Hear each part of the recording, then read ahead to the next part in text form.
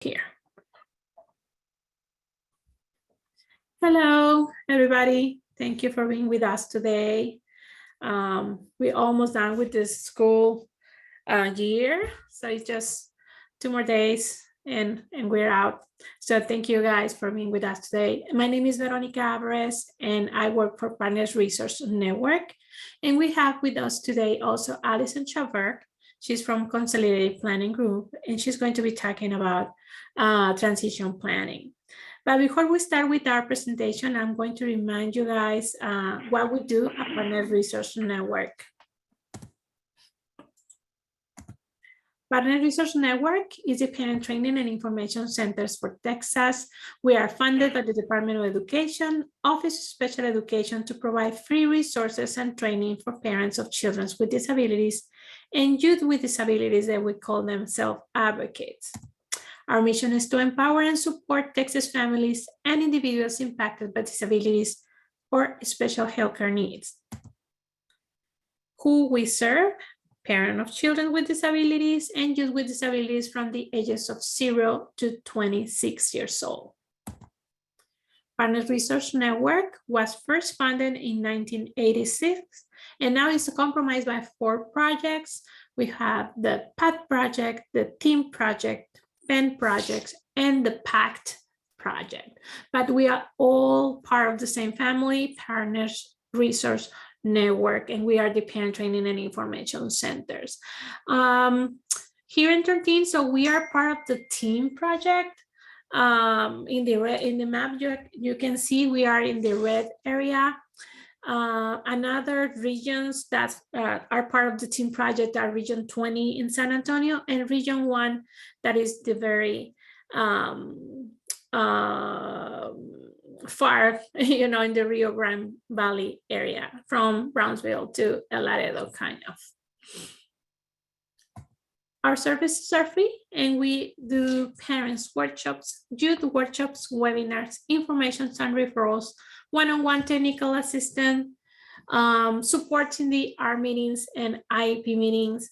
We once a year do a symposium. We offer parent leadership training, youth leadership training, and access to social media resources. For today, your microphone and your video camera is off. Please submit your question using the chat box and we will answer your questions during the presentation. We are recording this presentation and we will share this video in our Facebook page in a later date. And also Consolidated Planning Group, they have a YouTube channel where they post all the presentations that they do in there. At the end of this session, you're going to receive an evaluation form. Please help us with that. It will only take you probably 1 to 2 minutes. It's just 5 minutes. 5 questions that you have to answer. And we really appreciate your feedback. And with that, we report to a grant. So we do not provide CEUs, but we can do a certificate of attendance if you need one. Please type it in the chat box or send me an email and I'm happy. We'll help you with that and we can do that certificate for you. So again, my name is Veronica Alvarez and there you can see my contact information. That's my phone number, my email. And please visit our website, www.prntexas.org. We have a lot of information related to disabilities and special education, and our events are there, etc. All right, I'm going to stop my share. And like I already mentioned, we have Allison Schaberg with us. She is financial planner for the special healthcare community. She has a lot of experience working with families with disabilities. She has more than 25 years working with families. She also is a mom of 2 young adults with disabilities. And she's going to be talking today about planning for special needs youth and children's and everything related to planning. So welcome, Allison. Thank you, Veronica. It's a pleasure to be back with you today for sure. So as you said, Allison Schaberg, I am the owner of Consolidated Planning Group. We are a special needs financial planning firm. Special needs planners are a little bit different than your average financial advisors. While we have similar licenses that other financial advisors have, we're nuanced in special needs. We are nationally certified as Social Security advisors, also members of the Special Needs Planning Academy. People come to us because they need help on maximizing their Social Security benefits, including childhood disability benefits for their disabled adult child. People come to us because they have questions on how do we plan, how much money do we need to set aside. They need a future care cost estimate on the cost that should be expected for your loved one that may have care needs for the rest of their life, not just yours. So we we do those lifetime care plans, transition planning. We're able to help people open up those ABLE accounts, which are necessary when you have SSI and Medicaid. An ABLE account is a place that you can put some money that won't be counted against them for those purposes. And we just do a lot of advocacy. As you may know, maybe you've attended our webinars in the past. We've partnered a lot with Partners Resource Network all across the state and other organizations alike. But from an advocacy perspective, we put these webinars out on a pretty regular basis. And these webinars are designed, well, first of all, they were born out of my own frustration because, as she mentioned, I have two kids with disabilities that have transitioned into adulthood. And I found that even knowing what I know and doing what I do, that I found that the process was unnecessarily difficult. So we've got a lot of these webinars out there designed to put the tools and resources in your hands so you can advocate better for your loved one and feel like you're not drowning in the process. Because a lot of people come to us, they say, I know I need to plan, or I need help with this. I just don't even know where to start, or I feel like I'm drinking from the fire hose. And there's so many things when it comes to planning of things to do and things not to do that we hear on Facebook and some of the moms or parent groups that we're in, some of the disease specific groups or, things like that. So it's enough when we start hearing all that, it's just enough to make everybody feel pretty overwhelmed and kind of paralyzed on what they should do to move forward. So we hope to close the gap on that. A lot of the topics that we're going to talk about today, we're going to, kind of scratch the surface. All of these topics could have their own webinar. In fact, they do. So on our YouTube channel, which you could subscribe to for free, it's in the chat box, you can kind of look at the other topics. There's over 100 webinars out there on various topics that might be relevant to you and the journey that you are on at this time. So today what we're doing is we are really talking about transition and tips for launching your special needs teen into adulthood. And this, again, is kind of a compilation of other webinars that's kind of going to hit the highlights on the big things that, really should be on your radar. But as we're thinking about, transition and what does that look like? I think first things first, we want to talk about setting realistic expectations. Sometimes our expectations for our kids are based off of their actual age and not their functional age. Maybe they look the part, but maybe they're not. From a maturity level, they might not be there. Maybe from an academic level, they might not be there. But understanding their diagnoses, their challenges, and their strengths, and just giving yourself a little pep talk of saying that it's okay. It's totally okay if we have a non-traditional path. So we have a traditional path, we have a non-traditional path. And I always say, what is normal anyway? What is traditional? So is traditional that they leave the public school,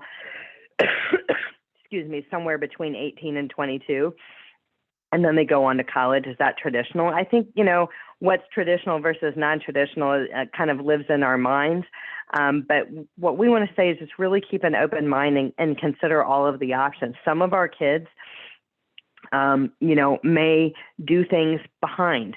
It's okay. They may go to college later. Maybe, from a maturity level, they're not there yet. Maybe from an educational level. They're not there yet, but it doesn't mean that they won't ever get a degree or they won't ever go to college. Some of our kids won't. Quite frankly, they just absolutely won't, and that's okay.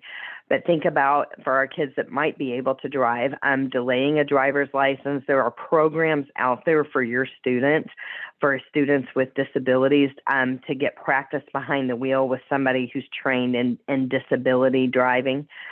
So if we've got distracted teens, maybe high functioning autism, maybe ADHD, maybe you've already delayed the driver's license, you don't know if they'll ever be ready. Just know that there is specialized training. Of course, you pay for it for this, but if that's your goal one day, or if that's their goal, and you're trying to set your path to where they're kind of checking off boxes to get towards their goal, there's help out there for you on that. So thinking about trade school, community college, maybe they're going to go to work, and so maybe instead of the college track, then maybe this is a go to work track, and maybe you've got a vocational plan in place through VR. So VR is definitely something that you can get involved with. There's usually a VR counselor at the public school, and you can actually go to the Texas Workforce Commission website, and you can start your VR right from there. So if you don't go to public school, maybe kids are homeschooled, maybe they go to private school, maybe there is no VR counselor, you can just do this right online. And they have programs truly designed to close the gap on the impediments to employment that your loved one may have. There are such things as registered apprenticeships. And so these are things that you might want to look at. You're going to see those out there on the Department of Labor, registered apprenticeships. And this is where they're actually learning and getting paid and learning on the job. So I've looked at those. I have girls. A lot of them look like, not to stereotype or anything like that, but a lot of them look like more kind of technical trades and things like that a lot of boy brains would like. There's a lot of them out there, and a lot of them are pretty cool. None of them were interesting to my girls per se, but there are some pretty cool ones out there. So think about a reduced college course load. If your kids are still in high school, there is things such as dual credit. So you could try your hand at a college course while they're still in high school and kind of in the shelters of the high school. If academically they can hack it. There are some programs out there like Introduction to College University Studies or something like that. It's a good course, and it kind of goes through the skills and what it's going to take to be successful as a college student. So that might be a good course to start out with. But just because the world says that the full college course load is 12 credit hours does not mean that your student has to take that. So let's be real. Let's set them up for success. Maybe they take one course and it's 3 credit hours. So what? There's no magic timeline of how long it takes. Nobody says it has to be 4 years or 2 years or whatever the program says. So I say get out of the boat, get out of the box, and think outside of the box, and be willing to step out of the boat that everybody else is in and meet your child exactly where they are. It's not about looking back. It's about looking forward, and it's really no comparisons, because the bottom line is it's where they are, and they're not behind. They just are where they are, and trying up sometimes as parents, because we want such great things for our kids, sometimes we put them in situations that they're destined to fail in because they're not there yet, academically, emotionally, whatever it is.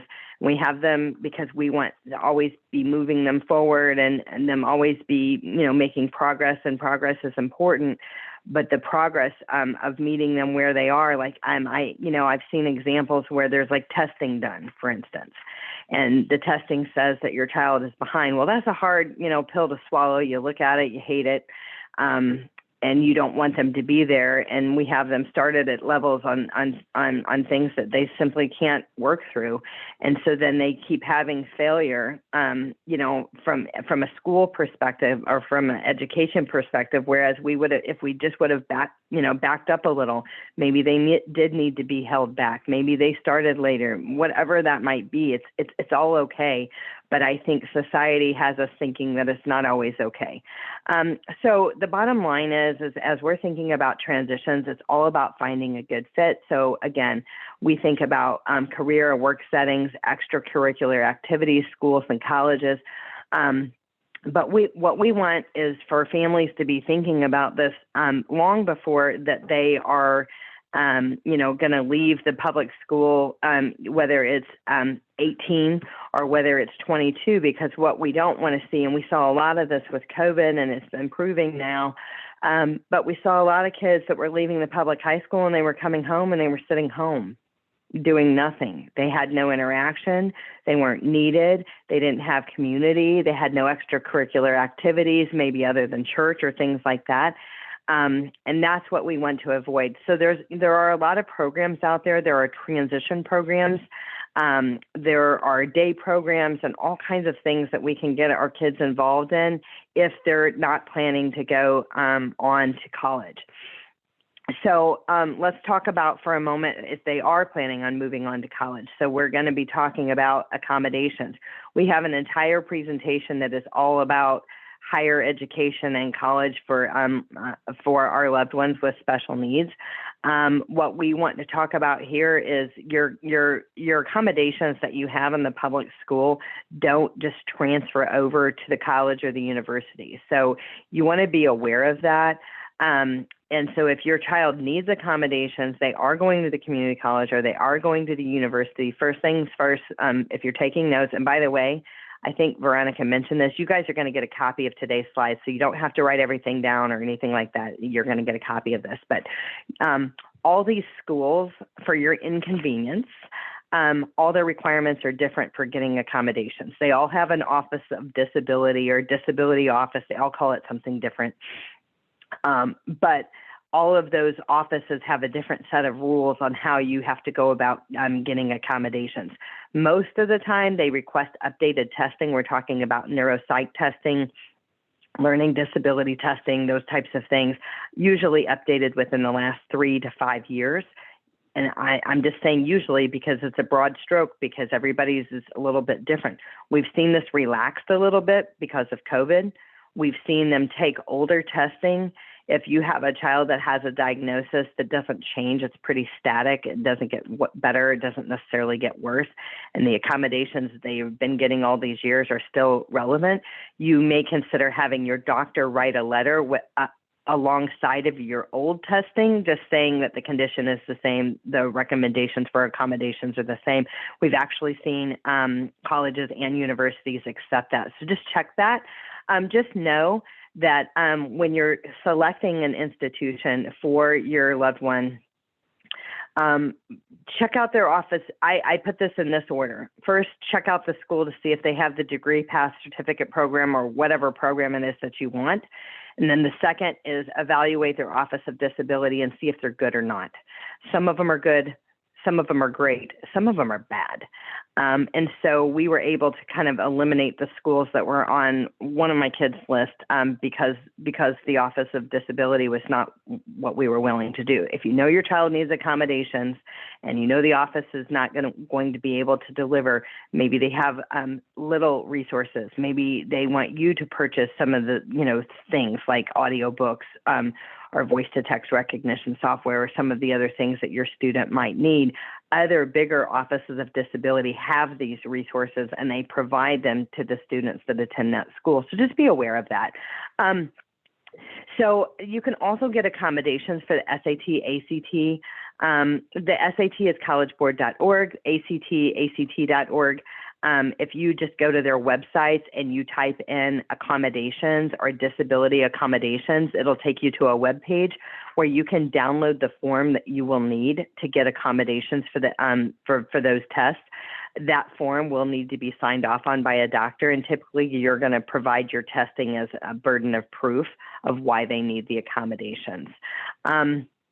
So although all of these places will accept your IEP or your accommodations that you're getting in the school, though they might take it for their records, that is not going to be enough alone to get those accommodations. And you should never, ever, ever assume that the accommodations that you get in the public school are going to be equal on the college level. So do your homework, prepare early, so that way when your student does start school, they start right off the bat with the accommodation. They're not 5 weeks into a 8 or 12 week semester with their hands behind their back because they didn't get their accommodation. So it's super important.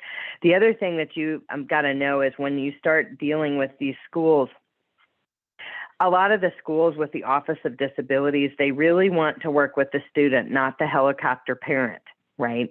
But some of our kids need help. So I recognize that as well. If your student does need help, and maybe that, it's just initially to get things rolling and then they can roll with things.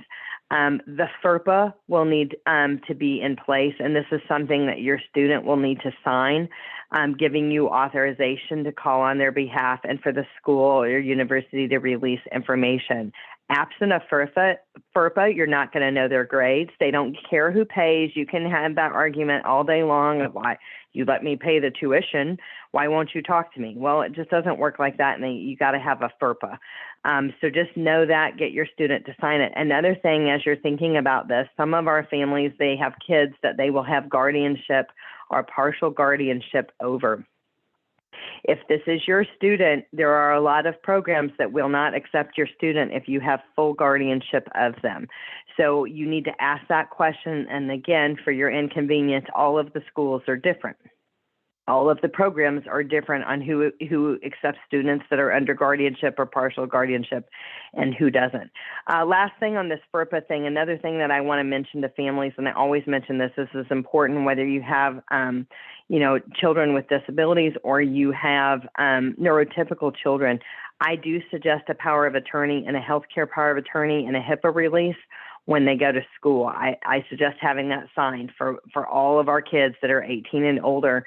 It's just important. If there is a medical emergency, if there is a mental health crisis or breakdown or anything like that, you don't have that POA, healthcare POA and HIPAA release, guess what?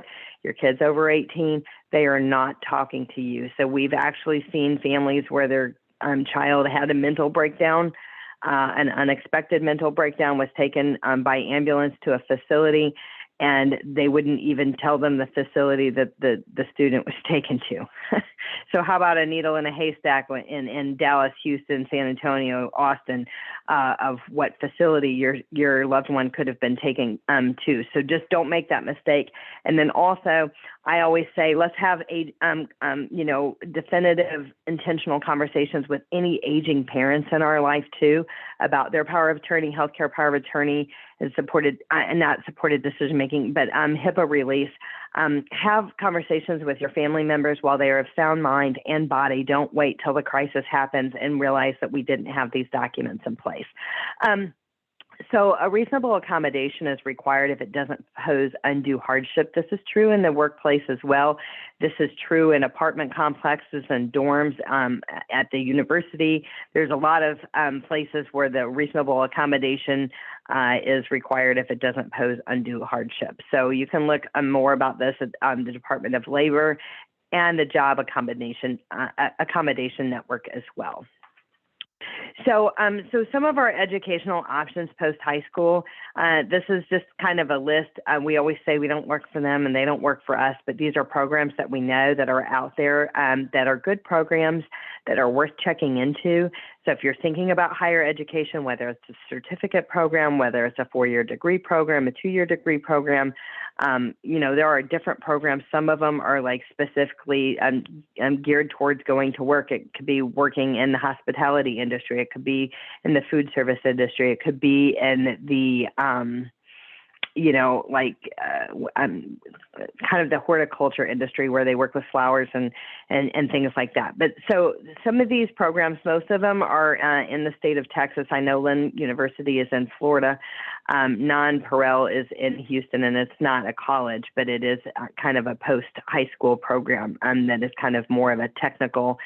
There's all kinds of like coding and different programs and stuff like that out there. So check them out and just be aware that some of these have very few spaces each year. You're going to want to know when these programs open up, the application opens up, when do they close, how many seats do they have, and will they be accepting? Because you may want to apply for more than one program if there's only a few seats that are available for the programs that you are looking at.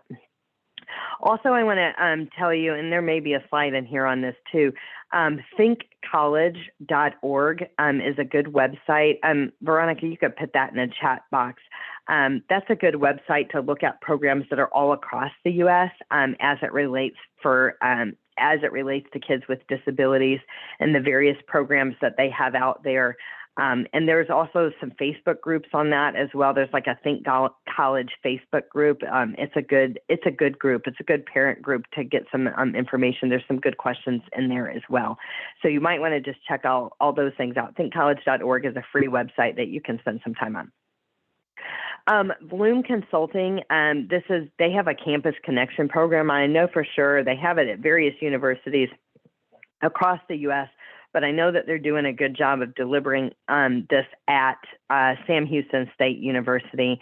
And this is basically a wraparound program for your neurodiverse student with various disabilities. And it's kind of designed to partner with them and pair them with a connections coach who's going to mentor and guide and help them on their way. And it's going to take you out of the equation some, because a lot of times our students, they don't always like our feedback, like especially the teenage years, our feedback might not be as effective as it once was, but this kind of gives them a coach to really empower the student to problem solve and get to where they need to be and kind of more independence. And then, becoming their own self-advocate. So this is $1,000 a month. It's private pay. Sometimes this could be covered by VR. So you can, discuss this with your VR counselor to discuss sponsorship. So as it relates to getting started with special needs planning, that's where we say, we come, into the fold. And a lot of times there's a misunderstanding of who we are and what we do, and who the estate planning attorney, the special needs attorney is, who they are and what they do, and what are the differences and similarities of those roles. Because a lot of times people are calling us and they're saying, hey, I need I think it's .org, by the way, Veronica. You can check it out. It might be .net. But they'll say, hey, I need a guardianship or I need a special needs trust. .org, so that's why I put that one, but I keep searching, but thinkcollege.org, I didn't find anything, so. Okay, then maybe it is thinkcollege.net. Okay, I wasn't sure if it was a not-for-profit or a nonprofit, so that's fine. Right. Thank you. But so people will call us and they'll say, I need a special needs trust, I need guardianship. And we work very closely with attorneys all across the state of Texas, and we are in a good position to refer someone to you in your area for what you need. And we'll kind of have we listen more to what it is that your needs are, and we can make a referral accordingly. But the attorneys, the estate planning attorneys, they're the documents. They're the legal documents that are necessary. We've talked about the healthcare power of attorney, the power of attorney, the HIPAA release, special needs trust, first party or third party special needs trust, guardianship, partial guardianship, supported decision making, your wills and things like that. So they're the legal documents. And what I always say is, folks, your situation is specialized, so work with a specialist. Just like if you had a heart problem, you're not going to a podiatrist, and you're not even going to your PCP with a heart problem. You're going to go see a cardiologist. When you have a loved one with special needs that may or may not have care needs for the rest of their life, careful planning goes into play, and you really need to work with a specialist. So I always say the attorneys, they're the money. They're the paper. We're the money. So we're the money in the right buckets. We're your, Social Security analysis. Where, you've got questions and issues with SSI and Medicaid and how to apply and when to apply and what to do and what not to do. We're the future care cost estimates. We're the funding for the documents. How do I fund the special needs trust? What's the smartest way to go about doing it? What should I not do? How do I maintain my eligibility, my son or daughter's eligibility for state and federally funded programs? Where are the resources? Where do we go from here? Post high school, are there transition programs? Do they take waivers? Do they not take waivers? What happens to my child when I'm gone? Are there good residential facilities out there? Can I afford that? Do they take waivers? So we kind of help on all of those things. So I just always like to kind of draw that picture of the differences between who a special needs financial planner is and who a special needs attorney is. So I hope that was helpful. But work with a special needs planner to help you formulate a plan. So when we talk about that, what we talk about is that, you know, an average person is going to spend anywhere from 25 to 35 years in retirement. That's a long time. That's a lot of money for yourself that you're going to need in retirement. But if we have a loved one with special needs, they may have care needs 25 to 35 years once we're gone. So knowing and having a future care cost estimate, excuse me, and planning for that accordingly is going to help us reach our goals. And if we still have another, 10, 15, 20 years to work, the little differences that you make right now can make all the difference in the world on whether or not you're going to reach your plan goals or not. Just a little bitty tweak. Some people say, I'd be embarrassed for you to look and see what I've done so far because it's nothing. Or some people say, I've started this, or we have this in place, but really it hasn't been looked at in 10 or 15 years, and we need to update. We need to look at things. So wherever you are, again, it's not about looking back. It's about looking forward. How do we take the next step? How do we kind of meet you where you are in the planning that you've done so far?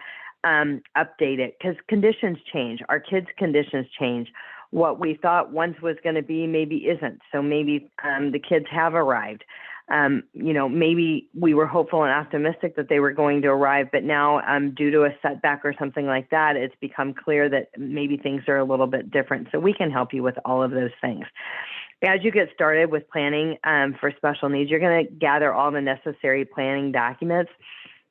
These are such things as like statements, any details about benefits that you have through your employer, outside of your employer. This is stocks, bonds, mutual funds, 401ks, 403bs, old pension plans. This is your wills, trust, any legal documents that you already have in place. This is a copy of your Social Security statement, your full earnings record. These are some of the examples. We have lists for all of that we will provide, but that's kind of an example of those documents. Most everything I mentioned has an online sign-in where you can sign in and download a PDF of those types of things. We talk about developing a letter of intent. We have a whole webinar on this. And we have a template that we share with our clients that's form fillable that they can do for their loved one. But the letter of intent, we call it a family love letter. And this is just basically documenting everything there is to document about your child, his or her diagnoses, history, doctors, medications, religious preferences, schools attended, anything you can think of. It's 20 pages long, right? So basically what this document is for is if you become incapacitated or are no longer here on earth, that somebody else could pick this document up and have a better understanding of the day-to-day care and the history of your loved ones. So if they were filling in in your shoes, it's going to be a tough job to do, but at least they're not ripping a house apart trying to get details. Especially this is important for all of our loved ones that have care needs, but it's super, super important too if we have one that is nonverbal. So just think about that. And then we want you to formulate your vision, how you hope things will look for your special needs child. But I always say, more importantly, how you hope things will look for your own future and your own retirement. Guys, we work a long time, and I don't know about you, but sometimes I'm just a tired mom. We work full time. You got a full-time job as being a parent, parent to one or more kids with special needs. And on top of all of your other jobs, your taxi driver, your nurse, it just goes on and on and on. But I think when it comes to planning, we're always putting our kids first and everybody else first. But I want you to think about how you hope your retirement will look. And I think you need to think carefully about if you've got a loved one that has care needs for the rest of their life, not just yours. You need to think carefully of the phrase, well, he or she will live with me until the day I die or until the day I become incapacitated. That's fine if that's your plan, but you should have a lot of respite built in for yourself. Respite meaning, so you can do the traveling that you once hoped to do when you retired, or you can do some of the things that you hope to do. Maybe you wanted to volunteer, anyway, I'm just saying your retirement needs to have balance. And for those of us that have kids that will need care for the rest of their life, not just ours, a lot of families do not find that balance, and their own health declines as a result of it. So it is it's a hard road. And of course, respite care or attendant care services cost money. And if you're not getting a waiver, that could be cost prohibitive for some families. But I think having definitive conversations with yourself or with your spouse in this kind of arena is important. And again, having those conversations now helps us have a plan and helps us help you formulate the plan to get there 15 or 20 years from now, wherever you might be on your journey. So a lot of the, people that come to us, they talk about who's going to care for my child when I'm gone. Some people say, hey, it's it. This is it. This is the end of the line. There is nobody else. So we don't know what's going to happen. I'm scared about that. There are facilities across the U.S., across Texas, that can become the future caregiver of your loved one. Some will do guardianship, some will not. But there are options out there, and we have a lot of lists out there that we can share with you as well. But developing a future care plan now is going to answer these questions. And I always say, again, don't wait for the crisis to happen. Don't wait till somebody's become incapacitated or has died to have this plan. And we've had a case, and I think we have a webinar coming up in the next few weeks with this guy. But we had somebody that called us from out of state, and he was the cousin who had a disability, and the cousin's parents both died in kind of short order, and there was basically no planning in place. So this adult with disabilities did not have capacity to care for himself. He was living alone in Texas.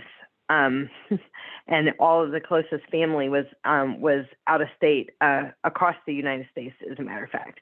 And so anyway, we don't want that to happen. The bottom line is we don't want that to happen. And we were able to kind of get a plan in place and work a plan, but it was costly, and attorneys were involved, and everybody was kind of moving in a crisis mode and things like that. So we don't want that to happen. Consider touring facilities such as Brookwood, Marbridge, Daymark Living. There's 29 acres. There's New Danville. There's a lot of places out there. And what I want to say here is I always want to say, I'm not saying how can you institutionalize your child. That is not what I'm saying. But what I am saying is when you tour these facilities, which I have, they're wonderful. And what you find here, so if your child maybe is, doesn't have the capacity, maybe they're not going to college ever, and that's okay. But there are programs. They have community they have friends. They have jobs in these places. They are needed. They are wanted. They are having fun. And when you tour these places, you're going to see what I'm talking about. It's good. It feels good. It's not like this ho-hum. We think of residential facilities and we think of horrible nursing homes or state-run facilities or things like that. But these places are cool. So when you're thinking about what's next, is it a transition program? Some of these programs have day programs. Some of these programs have residential programs, but some of these waiting lists can be 5 years. So don't wait till you're 75 years old or you're 80 years old and you're not feeling that well, or you're realizing that you're not going to be able to care for your child, or you can't do as much as you once did. You can get yourself on these waiting lists. And when you come up on the waiting list, you don't have to say yes. But what we see is people procrastinate on getting themselves on the waiting list until a crisis happens. And then they need something right now, and there's nothing that they can do about it. We also want to say that we want you to make careful considerations before naming a sibling as a future caregiver. And I always say here, I'm not really stepping on anybody's toes when we're talking about that. Siblings that have similar ages If there's a 25 or 30-year age gap, that might be a different story. But just, I want you to always think back before you name siblings as a future caregiver. We want them to have a relationship that is loving and friendly and not an obligatory relationship. And sometimes naming a sibling as a future caregiver can be an obligatory relationship that kind of produces resentment. So that's why we don't want to do that. But also, as you think about those things, just think about where were you when you were 18, 20, 25. Number one, were you mature enough to handle taking on a loved one with special needs? That's one thing. But number two, let's just say you were. As a human, you were totally mature enough. You could totally take that on. And if it was your sibling, you would want to. And honestly, the number of people that we have on today, it's possible that you may have done that.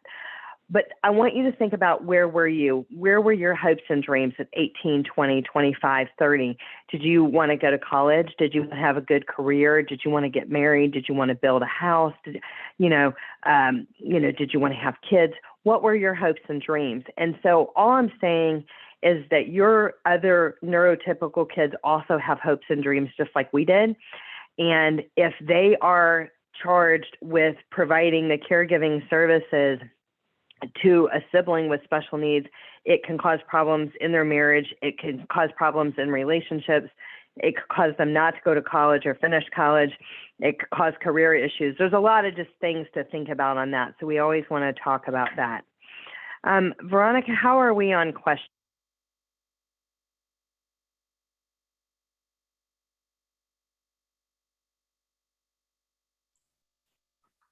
We don't have questions, guys. Please, if you have questions for Allison, type it in the chat box or in the Q&A. I mean, we have low attendance today, very rare for us, but she's here for us. If you have any question, please type it in the chat box. Sure. Thanks, Veronica. All right. So talking about funding of our kids' care. So we want you to preserve the eligibility for state and federally funded programs. And a lot of parents say, what are you even talking about? My kid does not qualify for SSI and Medicaid. We've been denied 3 times. The SSI and Medicaid is a means-based program. And basically, if you have more than $2,000 in your name, you don't qualify for SSI and Medicaid. When your child is under age 18, it's based off of the parent's assets and income, not the child's. When the child turns 18, it's based off of the child's assets and income, not the parent's. So even if you've been denied before for SSI and Medicaid, once your child turns 18, you're going to want to consider reapplying. Again, you can't have more than $2,000 in the kid's name. If you do, you can move that money into an ABLE account. You can open an ABLE account. We can help you with that. And an ABLE account is a place, a special needs trust and an ABLE account are 2 places that you can have money more than the $2,000 a year. I mean, more than the $2,000 assets and will not be counted against you for SSI and Medicaid. So again, SSI and Medicaid is a means-based program for the indigent, and it's disabled and you meeting that asset threshold. Social Security, Disability, and Medicare is a program that you actually pay into. As a worker, we pay in to the Social Security system for retirement later or for Social Security disability in the event that we become disabled. And Medicare basically comes along with that. So usually 2 years once you become eligible for Social Security disability if you're under 65, and then Medicare starts at age 65. But what we want to talk about this is, a lot of our kids will never pay into the Social Security disability system, but that is why the childhood disability benefits, which is now called childhood disability benefits, it was formerly called disabled adult child and commonly referred to by the acronym DAC, disabled adult child. But if our child's disability started prior to age 22, they can be covered under a parent's record for disability benefits. And what that means is, as a parent, if you have already turned on your Social Security benefits or if for retirement, or you're disabled under the eyes of the Social Security Administration, your disabled adult child could qualify for 50% of your benefits. Your benefits won't be reduced, but they'll kind of basically switch over from SSI to SSDI. They'll keep Medicaid under the Pickle Amendment. They'll be eligible for Medicare after 2 years, so they'll be considered concurrently enrolled, and they'd be dual eligible for Medicaid and Medicare. But in that example, say your benefit is $4,000 a month. When you turn your Social Security on, they'll flip over from SSI, which is currently $841 a month, to 50% of your benefit. They'll start getting $2,000 a month. They'll keep Medicaid under the Pickle Amendment, Medicare after 2 years, and your benefit is not affected. So this is why that we want to establish that our child's disability started prior to age 22. So if you didn't know this and you haven't filed before, you can still file. It doesn't matter if they're over age 22 now. You just have to have evidence that the disability started prior to age 22 is the deal. So a lot of people say, well, how am I going to fund the future care for my loved one? I mean, most people need the assets that they have saved over 25 to 35 years of their working years for their 25 to 35 years that they're going to spend in retirement. So how do I fund future care for my loved one? And this is a lot of times what people have is they have life insurance on their own life. That will fund the special needs trust. The beneficiary is the special needs trust for the loved one with a disability. Because the money's in the confines of the special needs trust, it won't be counted against them for SSI and Medicaid purposes. And then assets upon your death, any like remaining retirement assets or other assets and other accounts can also be left to a special needs trust. And this is also true if we have grandparents or other family members that might want to leave something to our loved ones. We would want this to go into a special needs trust, a third-party special needs trust where there's no Medicaid payback. And another thing, we talked about this briefly, an ABLE account. 529A under the tax code can contribute $16,000 a year and an additional $12,880 if working. The disability, in order to have an ABLE account, the disability had to start prior to age 26. Again, we have entire presentations on SSI and Medicaid, Social Security Disability, and Medicare. And again, we are nationally certified as Social Security advisors. So if you have any, I call them stump the chump questions or issues that you're having, you can reach out to us. We can talk to you about that. Our consultations are always free. We have entire presentations about special needs trust, guardianship, ABLE accounts, the letter of intent. Most of the things that we've talked about, we definitely do have entire presentations are. The basic thing that you need to know about the ABLE accounts is the beneficiary is the account owner. The income earned is not taxable. Contributions are not deductible. Not in Texas, but it does not jeopardize SSI and Medicaid or other public benefits. So as it relates to a special needs trust, when do you need one, and guardianship? So a special needs trust is going to preserve benefit eligibility while providing resources for your special needs child. A lot of questions that we get on a pretty regular basis is why would I need a special needs trust and an ABLE account? And the answer is number one, you can't leave assets to an ABLE account. Okay, so that's one reason. So you can leave assets to a third party special needs trust, so which will fund their future care. Another thing is that you can pay for food and shelter out of an ABLE account, such things as rent or mortgage or anything for food and shelter, which is kind of utilities, food cost, and rent. You can pay for that out of an ABLE account, and there's no reduction to SSI. You can also pay for that out of a special needs trust, but there would be a reduction to SSI. So it would be a 1/3 reduction. So instead of getting $841 a month, you would get $561 a month, I believe is the number. So it would be reduced by $280. So is the basic number. Guardianship can be applied for. You can start the process basically 6 months prior to the child turning 18. And we always say, again, your situation is specialized, so use a specialist, have a qualified attorney preparing these documents. I am not a fan of do-it-yourself legal documents, especially when it comes to these special needs trusts and guardianship, things like that. Don't be tempted to download documents online. A lot of them are wrong. Work with a qualified attorney. We can help you find the right one for your unique situation. Again, we have referrals for them all across the state that are good. A lot of them have special needs adult kids themselves. They get it. They understand.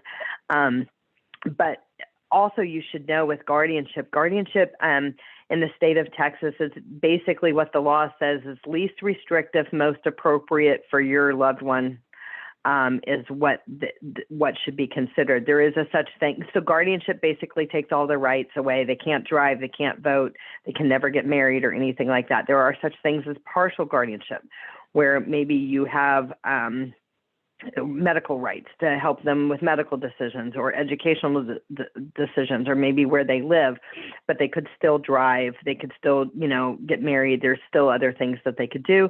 And then, of course, there's the alternatives to guardianship that you guys have heard of before, which is the power of attorney, the healthcare power of attorney, and the supported decision-making agreement that is available in Texas. So these are all things that you can be thinking about, and just know you don't have to have all the answers, because when you're referred to a qualified attorney, they're going to talk to you exactly about that. And they're going to do a lot of listening. They're going to want to understand a lot more about your loved one, and they're going to make recommendations that are in line with your unique situation, also in line with the law of least restrictive, most appropriate. So just know that you don't have to know everything about that. We have multiple presentations on guardianship with various attorneys all throughout the state. So here are some additional resources that you might want to look at. The Dude, Where's My Transition Plan? This was I can't remember exactly who this was out of, but it was just a really good. Oh, this is Partners Resource Network. So this is just a pretty good. A pretty good thing that you want to. Yes. So that's a good one. And then we've got an organ transition handbook. That was a good one that we saw that was pretty good out there. You've got the Texas Reality Check too. So if we've got kids that are a little bit more independent and they're wanting to get out on their own, the Texas Reality Check is a good thing to do with them or have them do, so they can understand what it is, what it's going to take, how much it's going to cost, what am I going to be looking at? So this is a good website to check out.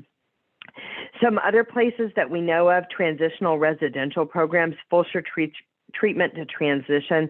This is one that's more for adult women ages 18 to 24, maybe struggling with mental health issues and things like that. So you might want to check that out. I know that doesn't apply to everybody. We know we have a whole list of transition programs, but Monarch Residential, they have a residential program as well. And they've got some transition programs. There's transition programs all across the state. Advanced Immersive Transition Program, that's actually one in Houston. That's another good one. And they have some, residential options as well. Reach Unlimited. So we just got these links, and you guys can check out some of them and see what makes the most sense. Maybe your student isn't there. We've talked about that. Maybe they're behind from a maturity level or something along those lines. There are such things as gap year programs. This gap year program is kind of a cool one. It's in Massachusetts, but it's a pretty cool program. And I would say that this is leaning more towards ADHD and high functioning autism. And they're learning independent skills, like they're living in an apartment with 4 or 5 people, and they're learning. Some of them are going to school, some of them aren't. There's a lot of different things, but I thought this one was actually cool. So I tell people about it, even though it's out of state. And I know a lot of parents, I'm the same, it scares us. The idea of our kids going out of state is pretty scary. But some of these programs are really good and they're really inclusive, and it's going to help promote some independence in our students as well. And they can't rely on us to swoon in and save the day. I don't know about you guys, but I'm kind of guilty of that sometimes. So anyway, I think we probably all are. That's what our parent hat is. That's kind of what we do. But sometimes the out-of-state programs can be just as good, if not better, and healthy for everybody. So just don't rain on those. So we've talked about a lot of things today. These are all things that should be on your radar. We've talked about most of these things.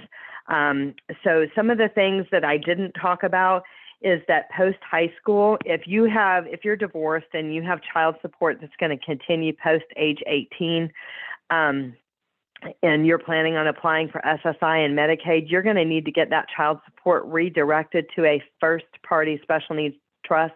You're going to need a court order for that. You're going to need to work with an attorney on that. If you don't, that child support that is coming in post age 18 is going to be accounted against them for SSI purposes as income. So that's an issue. So I want you to have that on your radar. That's something that creeps up and people are blindsided by and railroaded by. So I just want you to know that. Beneficiary designations, we didn't talk about that. But the main thing that I want you to know on that, if you're taking notes, is to just make a note of check my beneficiaries. Who are your beneficiaries on your life insurance, on your investment accounts, on your bank accounts, on everything, past 401ks, past pension plans, things like that. We never, ever want to leave your loved one with a disability named specifically as a beneficiary. We want to name the special needs trust for the benefit of said child, so the money goes into the third-party special needs trust, not to them directly. If we name our loved ones with disabilities directly as the beneficiary on anything, they're getting the money and they're immediately disqualifying for SSI and Medicaid. So we want to leave money for their future care. We want them to be okay, but the bottom line is we want to maintain those that eligibility for state and federally funded programs. So that's kind of, I just like to put that out there because I would say 95% of people name their spouse as a beneficiary, and then as a contingent, if they have a contingent, they say that's easy. My children will divide the money equally. That's what we're going to do. And then they name said child outright, and then said child can lose benefits. And so people say, well, my parents left my son this money outright. Can he just not take it? And the answer is no. He can't just not take it. So if he was left it, he was left it. So the only option at that point is to work with an attorney, get a court order, and get it ordered into a first party special needs trust. But the thing is if you set it up right on the front end, you have this money go into a third party special needs trust. If the back end, your child accidentally gets money that they're not supposed to have, then it has to go to a first party special needs trust, and there is a Medicaid payback on that. So I just want you to be aware. And again, entire presentations on this whole topic, so don't even worry about that. But as you're planning, as you're thinking, as you're, transitioning, these are some things that should be on your radar. I work on a collaborative team at Consolidated Planning Group, and I always just say I want you to meet our team. We all work together, and we're all certified as Social Security advisors and members of the Special Needs Planning Academy. And again, our firm is very much focused on working with special needs. That's what we do. We kind of eat, sleep, and breathe that. And so we're nuanced in that, and we're a little bit different than some of the other firms out there, because a lot of other firms out there, while they have some similar license, they don't have any of the certifications or background as it relates to special needs and special needs planning. So as always, we kind of talked about our YouTube channel. We have a Facebook page where we have upcoming events and things like that. This is a QR code. If you have if you say, okay, gosh, we do need help, we always do a free consultation. We want to understand a little bit more about you, your unique situation, kind of where you are in the planning phase, what you need help with. You can meet with us, a member of our team, through that QR code, and it'll bring up a calendar, and you can schedule yourself at a time that works, that is convenient for you. But so you can like and follow our YouTube channel and our Facebook page. All of our past recordings live out there on that YouTube channel. Today's will go out there as well. And then later today or tomorrow, you will get a copy of today's slides as well as the recording. So having said that, I know we've just got a minute or two left. If you guys have any questions at all, please put them in the chat box. I'm happy to answer any last minute questions that somebody may have. I hope this has certainly been helpful for you as you're planning. I know it's a lot, but that's why we do these webinars very frequently, and we talk about all of these things and go deeper and wider with each one of those topics on those different webinars. So let's see. Thank you so much. It's already one, Allison. So thank you Okay. so much for all the information. And remember, guys, we will send an email with all the handouts and resources that Allison gave us today. So thank you so much, and see you guys in the next one. Thank you. It's been a pleasure. Take care, everyone. Bye now.